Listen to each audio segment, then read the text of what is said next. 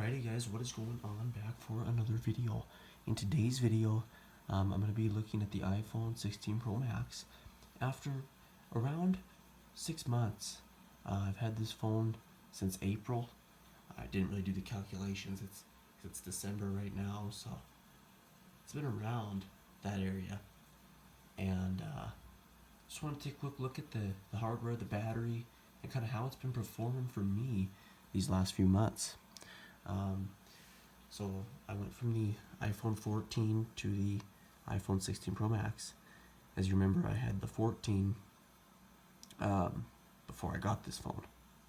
So first, let's take a quick look at the hardware of the phone. I tried to get my lighting as good as I could get it here.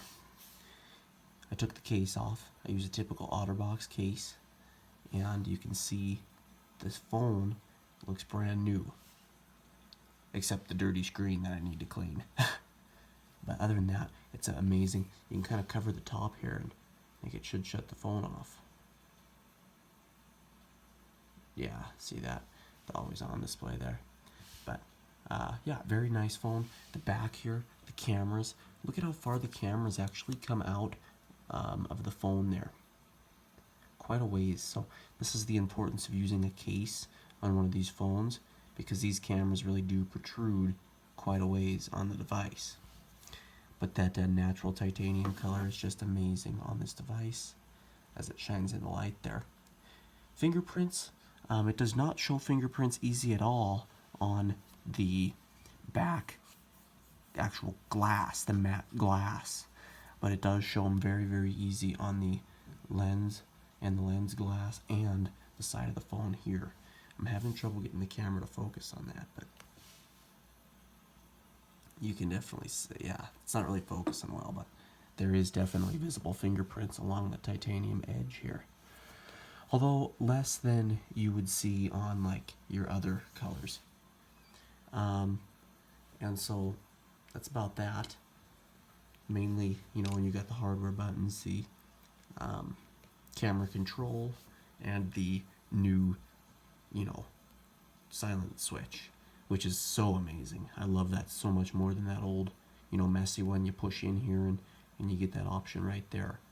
Makes it real nice to, you know, do that. So you don't gotta push your fingernail, because I clip my fingernail and I'd never be able to get it in that hole. And now, you know, it's that easy. So let's go ahead and unlock the device here. And I want to take a look.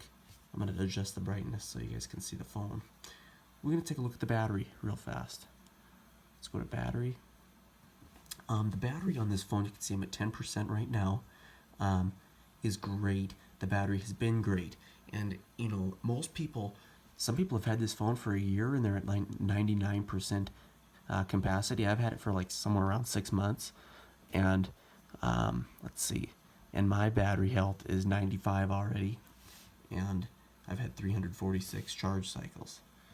So this is probably a little lower, just due to, you know, me using the phones as heavily as I do. I use them very, very heavy. I record, you know, 5-hour bike rides sometimes. So my use is going to be a lot heavier than most, which is why, you know, we're seeing these values. You can see here the new battery health screen's pretty cool. It says normal battery health. I would hope, you know, it's a brand new phone there. Maximum capacity 95% and almost 350 cycles there. The manufacturer date is the time that they actually put the phone together and, you know, did all that. And then the first use is when I actually started using the phone, which is perfect. I literally got this phone April 17th of this year. So it matches up. And so there's my statistics on that. And for usage on the phone, I've used quite a bit of battery. You can see it reacts in the cold. So the phone, when it's in the cold, it drops. That's where this drop is right here. You can see between around 12 o'clock, I was outside in the cold weather. And so it does make the battery drop more, just like any typical phone. That's no different. You can see this day I almost used 200% battery with a screen active time of 2 minutes, 10 hours there. Usually my typical is around 10 hours a day, but I'm not on the phone that whole time. I'm barely on my phone. It's just that I'm always doing something. Videos uploading, using it for some purpose. So there's the battery part of things. There's also a new power mode, or a new charging limit. I've seen, mixed things on this. I have all this off, which is probably part of the problem, but I don't like the optimized battery charging. I'm never on a set schedule, so I have to keep that off. But this here you can adjust down, to 85% maximum charge. People are hit or miss on this. Sometimes people say, it's helping, and then another person will say, well, I've had the phone for a year, I have the same amount of charge cycles, and I'm still at 100% too. So, it's hit or miss whether it works or not. I always leave it at 100. I need maximum battery on my phone. And a couple of issues with the battery I've noticed, or the phone in general. Definitely heat. It's very sensitive with the heat. I'd be out in the summertime, or even, any sunny day, but mostly in the summer. And the second I step outside in the sun to take a picture or whatever, the phone is instantly really dim, and it overheats a lot more than my 14 did. I noticed that right away. It's got it doesn't have the new, what is it called? I looked it up earlier. I was kind of curious. The vapor cooling or vaporized. Vapor chamber. So it's like I had to look it up, but it's pretty crazy stuff. It's like a liquid-based technology that moves heat from the chip to the exterior of the phone. So you can see that there. It's really crazy how it works, but it's a lot more efficient on the 17s. But the 16, I definitely do notice. Absolutely, it's warmer than my 14, the 16 Pro Max here. So that's definitely the first thing I noticed. Other than that, though, the batteries performed great. I can get through so much now with my old 14 there. I could not get through anything. So this phone is so much better with that. Another thing is low power mode. It does throttle this phone a lot more than it did on my 14.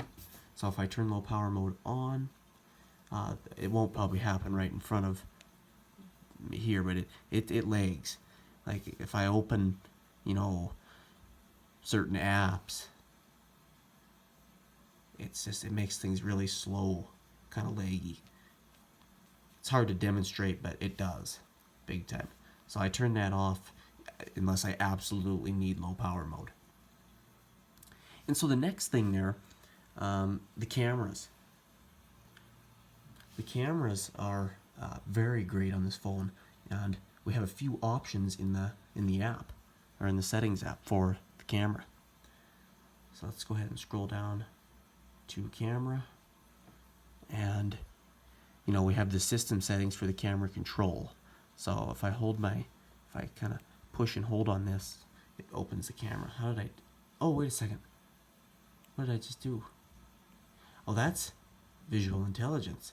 So that's like I thought I could bring up a side menu. Must be losing my mind here. There's the camera. But yeah, there's the side menu. So I never really find myself using the camera control.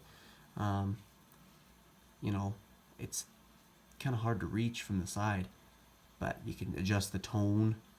I never really do that, but it's there, and I didn't turn it off because sometimes I do like to get into the camera just by clicking the side. It is kind of nice, and it's got a cool animation doing it as well. And it's, like I said, it's a smooth action, saying it as my phone is frozen, but that usually doesn't happen. I think I just kind of glitched the system there. But yeah, I love the cameras on this phone. Like I said, we have a bunch of filming options. So record video, we can go all the way up to 120 frames per second at 4K. That is crazy. I mean, it is so smooth, I don't know who would record in that. But I like to keep mine at 4K 24, or if I'm filming like bike rides or something for a few hours, maybe 4 or 5 hours, I change it to 4K 30 for a little more smoothness, and then it also shows you the amounts right there. And so with this, it's just a great camera. I have a clip here that I could show you just of the dogs today, if I can find it. Yeah. Let's see here. Unable to find it, of course. I can, oh, right here. Yeah, just to take a peek at the, the video here, the cinematic and the mic. We eating a snaw? Coop?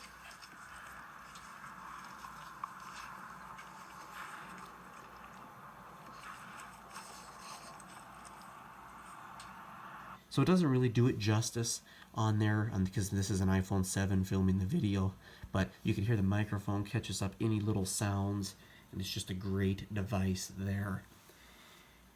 And, for the battery, this phone is charged with a MagSafe charger, as you can see right here. And that can contribute to a little bit more usage on the battery, a little more wear there on the battery as the MagSafe builds up even more heat. And heat is the major issue with the battery health lasting a long time on the iPhone. Along with the case I use, it's being used in high heat conditions, overheats all the time. And so to still have 95% battery health after that many charge cycles is actually a good thing. It scares people when, when the phone starts dropping in battery health. But that's the whole reason Apple introduced this battery health section here, where it says normal, because people would start freaking out when this would drop to 99% and say, my phone's already at 99%, this is ridiculous. But it's normal. They're supposed to do that. They don't stay at 100 for long. Battery health is something that scares a bunch of people, but there's no reason for it. After 1 year, they say you're supposed to be down to, or after 500 charge cycles, they tell you 80% is typical. I've never seen that. It's always been, if I hit 500 on this phone, I bet I'll still be 94, 93% battery health, especially through the winter time here. The summertime is when this phone gets beat up a little more. And so basically, that's it. I want to run a quick internet speed test, though, on the phone here while we're here. Just to take a look at that, I found something pretty interesting with this. Earlier when I did this, people were on my house Wi-Fi, so we're gonna try now and see if it's a little better, because the house is kind of quiet. It's almost 1 in the morning. So let's go ahead and do this on Wi-Fi first, just to test the internet speed on the phone. I'm gonna not block the sides of the phone here and just take this test. This is on the Wi-Fi.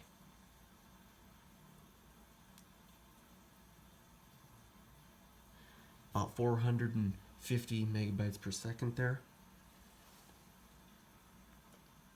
And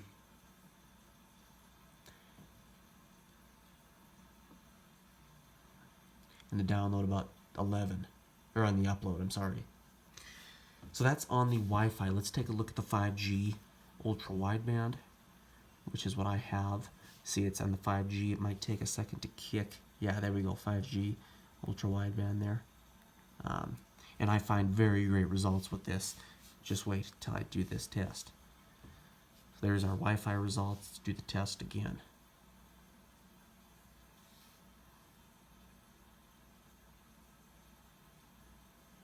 Look at that.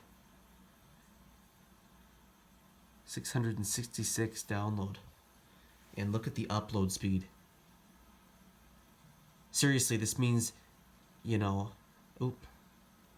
that means if this is accurate, to how it would be, this means that I could upload the YouTube video on the 5G faster than our Wi-Fi. If that's, because it's the same units on here that I'm using. Crazy there. That's amazing. It is, and it is really fast. I can go, and look at the sunsets. Look at how fast that loaded. And it's a small site, but I can go to, I don't know what you'd do. Let's go to YouTube here. And I'll go search up my YouTube here. Look how fast. Let's try and go onto my last video 9 months ago. Look at how fast. I'm going to turn the volume down. We're going to go to quality and 4K HDR, and I'm going to forward it so it kicks that into motion. And it's going to take a second. It always does. There's a lot of stuff to film there. high quality 21 or it's 4K HDR footage. Yes, it is kind of lagging there, as you can see. So that's a... Oh, but there it is. Look how crystal. Yeah, it is a little laggy. You can't really play back in 2160. So let's turn the Wi-Fi on and see if that helps.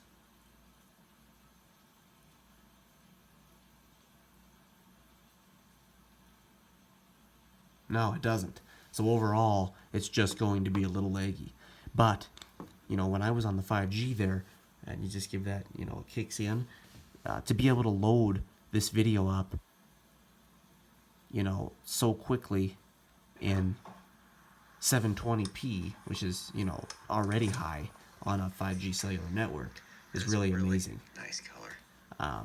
I've been nothing but impressed with the whole 5G thing since it came to our town. But anyway, that is just a quick review over the phone. It feels real nice in the hand.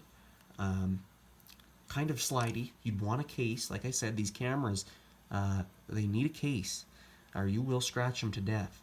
The front of the phone too. With a phone like this, a case is always a good option. I have kind of a big case because I'm damaging with my phone, but it's protected it. Like I said, not a scratch on the phone. Even with, you know, what I've done, you know, how I've used the phone, it's got that amazing color, and you can see no damage at all. So I usually just slide the phone in the case like this. Put the case on the phone. You can't get into the buttons when it's like that. Then put this over that.